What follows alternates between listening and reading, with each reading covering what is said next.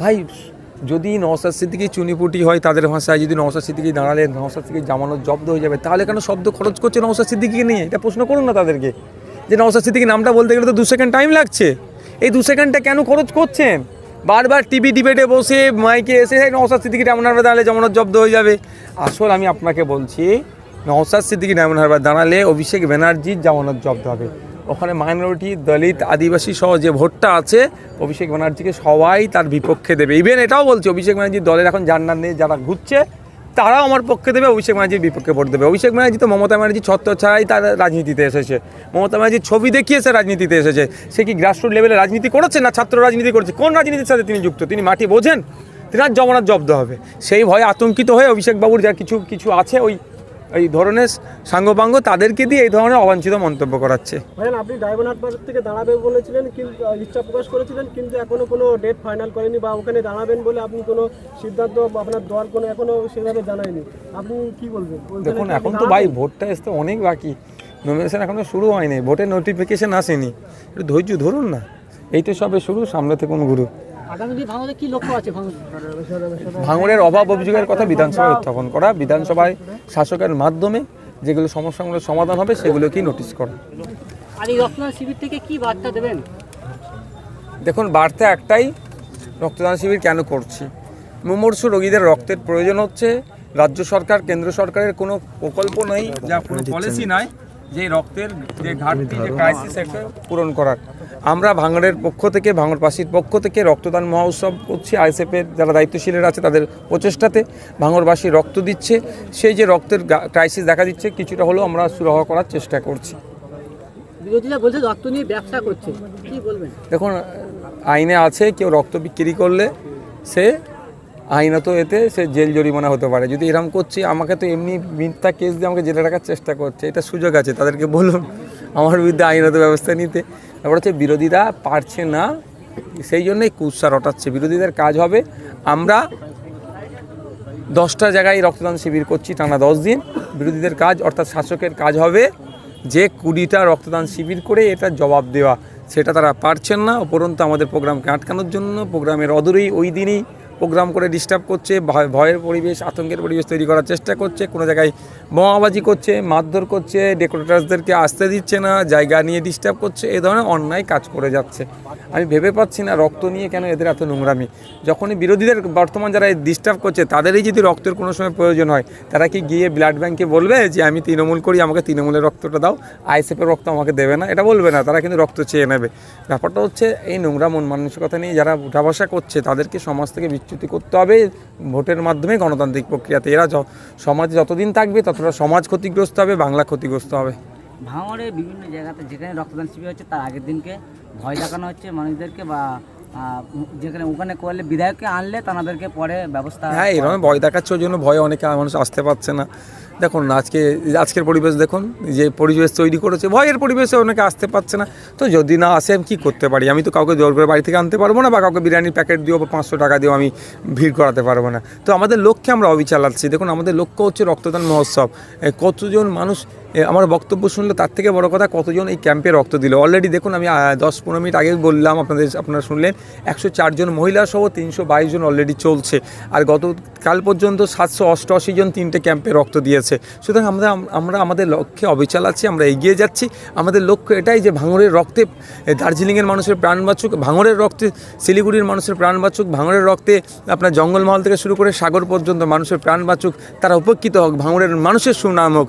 এই কাজে আমরা ব্রত আছি, আমরা কাজে এগিয়ে যাচ্ছি। জাউলগাছি অঞ্চলে কিছু মানুষদেরকে ভয় দেখানো হচ্ছে, যারা আইএসএফের সঙ্গে ঘুরবে তাদের কড়া ভাষায় হুমকি দিয়েছে যে তাদেরকে কিন্তু আপনাদের কর্মীরা বলছে আইনি পদক্ষেপ নেওয়া হবে, কিন্তু তাদেরকে বলছে ঘর বাড়ি ভাঙচুর করা, যদি নওশাদ সিদ্দিকীর সাথে। হ্যাঁ, অনেক ভয় দেখাচ্ছে, অনেক অপচেষ্টা চালাচ্ছে। ভাঙড় 1 নম্বর ব্লক, হ্যাঁ আছে, অনেক অপচেষ্টা চালাচ্ছে।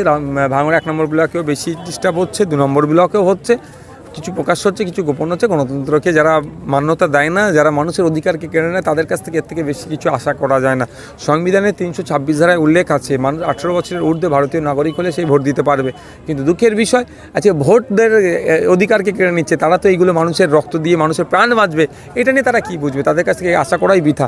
তারপরেও বলবো, যারা আমাদেরকে হুমকি চুমকি দিচ্ছে ওসব আমরা ভয় পাই না। আমরা আইন, আদালত, বিচার ব্যবস্থার প্রতি ভরসা রাখি। আইনের মাধ্যমে আমরা লড়ে নেব। এটা ভাঙড়ের অবজারভার বলছেন যে এমএলএ নওশাদ সাহেব এখনো ভাঙড়ের মাটিতে একটা টাকা 10 পয়সার কাজ করতে পারে না, ভবিষ্যতেও কাজ করতে পারবে না, কি বলবো? কি অবজারভারটা কে? কোন পার্টির অবজারভার? তৃণমূলের অবজারভার। তাহলে তৃণমূলের বলুন। ভাঙড়ের অবজারভার ও নেই, ভাঙড়ের ওকে কেউ দায়িত্ব দেয়নি। ভাঙড়ের মানুষের উনি জনপ্রতিনিধি নয়, ভাঙড়ের মানুষের জনপ্রতিনিধি হচ্ছে নওশাদ সিদ্দিকী।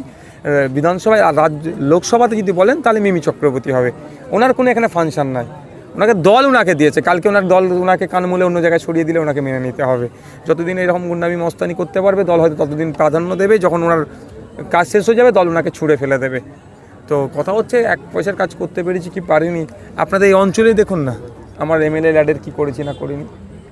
মানুষকে জিজ্ঞাসা করুন। দ্বিতীয় কথা, আমি যেগুলো হচ্ছে এমএলএ ল্যাডের যে টাকাটা আমি পাই, আমি তো নিজে হাতে খরচ করতে পারবো না। ওটা আইনের মধ্যে পড়ে না, প্রভিশনের মধ্যে পড়ে না। আমার যেই জায়গাগুলোতে করলে ভালো হয় সেই প্রস্তাবগুলো আমি দেবো। তারপরে সেটা ডিপিএলের মাধ্যমে বিডিওতে আসবে বা বিভিন্ন কনসার্ন ডিপার্টমেন্টে এসে সেইগুলো হওয়ার পরে সেটা ভেডিং হবে, তারপরে সেটার জন্য টেন্ডার হবে, তারপরে কাজ হবে। এটা সমস্তটাই এক প্রকার শাসকের হাতে আছে। সুতরাং নওশাদ সিদ্দিকীকে বদনাম করার জন্য সেই কাজগুলোকে ডিলে করছে, ফলে ভাঙড়বাসী উন্নয়ন থেকে বঞ্চিত হচ্ছে। এখন যারা পৌরসভা থেকে আপনাকে পথ চলছে কুকুরের দল হিসেবে ইনডাইরেক্টভাবে ইঙ্গিত করেছে, কি বলবেন? দেখুন, কেউ যদি আমাকে কুকুর বলে তাকে আমি বড় কুকুর বলে এটা বলতে পারি না। দেখুন, কেউ যদি আমাকে খারাপ ভাষায় আক্রমণ করে তাকে আমি সেই ভাষায় উত্তর দিতে পারি না। তবে একটা কথা বলবো, যার যেমন রুচি সে কথা বলবে। এমনকি আমি ডায়মন্ড হারবার লোকসভা দাঁড়াবেন বলেছেন, সেখানে বললো যে সেখানে চুনোপুটি কাজ না, সেখানে প্রধানমন্ত্রী বা স্বরাষ্ট্রমন্ত্রী ডাক ওনাকে গো হারাবে বলেছে, কি বলবেন? এদের সাথে প্রধানমন্ত্রীর খুব ভালো সম্পর্ক, সেই জন্য কথায় কথায় প্রধানমন্ত্রীর নাম নেয়। বুঝতে পেরেছেন তো ভাই? যদি নওশাদ সিদ্দিকী চুনিপুটি হয় তাদের ভাষায়, যদি নওশাদ সিদ্দিকী দাঁড়ালে নওশাদ সিদ্দিকী জামানত জব্দ হয়ে যাবে, তাহলে কেন শব্দ খরচ করছে নওশাদ সিদ্দিকীকে নিয়ে? এটা প্রশ্ন করুন না তাদেরকে, যে নওশাদ সিদ্দিকী নামটা বলতে গেলে তো 2 সেকেন্ড টাইম লাগছে। এই 2 সেকেন্ডটা কেন খরচ করছেন? বারবার টিভি ডিবেটে বসে মাইকে এসে নওশাদ সিদ্দিকী ডায়মন্ড হারবার দাঁড়ালে জামানত জব্দ হয়ে যাবে। আসল আমি আপনাকে বলছি, নওশাদ সিদ্দিকী ডায়মন্ড হারবার দাঁড়ালে অভিষেক ব্যানার্জির জামানত জব্দ হবে। ওখানে মাইনরিটি, দলিত, আদিবাসী সহ যে ভোটটা আছে, অভিষেক ব্যানার্জিকে সবাই তার বিপক্ষে দেবে। ইভেন এটাও বলছে, অভিষেক ব্যানার্জির দলের এখন জান্নার নেই, যারা ঘুরছে তারাও আমার পক্ষে দেবে, অভিষেক ব্যানার্জির বিপক্ষে ভোট দেবে। অভিষেক ব্যানার্জি তো মমতা ব্যানার্জি ছত্র ছাড়াই তার রাজনীতিতে এসেছে। মমতা ব্যানার্জির ছবি দেখিয়ে সে রাজনীতিতে এসেছে। সে কি গ্রাসরুট লেভেলে রাজনীতি করেছে না ছাত্র রাজনীতি করেছে? কোন রাজনীতির সাথে তিনি যুক্ত? তিনি মাটি বোঝেন? তিনার জামানত জব্দ হবে। সেই ভয়ে আতঙ্কিত হয়ে অভিষেক বাবুর যার কিছু আছে ওই ধরনের সাঙ্গপাঙ্গ, তাদেরকে দিয়ে এই ধরনের অবাঞ্ছিত মন্তব্য করাচ্ছে। ভাইজান, আপনি ডায়মন্ড হারবার থেকে দাঁড়াবেন বলেছিলেন, কিন্তু ইচ্ছা প্রকাশ করেছিলেন, কিন্তু এখনো কোনো ডেট ফাইনাল করেনি বা ওখানে দাঁড়াবেন বলে আপনি কোনো সিদ্ধান্ত আপনার দল কোনো এখনো সেভাবে জানায়নি, আপনি কি বলবেন? দেখুন, এখন তো ভাই ভোটটা আসতে অনেক বাকি, নমিনেশন এখনো শুরু হয়নি, ভোটের নোটিফিকেশন আসেনি, একটু ধৈর্য ধরুন না। এই তো সবে শুরু, সামনে থেকে কোন গুরু। আগামী দিন ভাঙড়ে কি লক্ষ্য আছে? ভাঙড়ের অভাব অভিযোগের কথা বিধানসভায় উত্থাপন করা, বিধানসভায় শাসকের মাধ্যমে যেগুলো সমস্যাগুলোর সমাধান হবে সেগুলোকেই নোটিশ করা।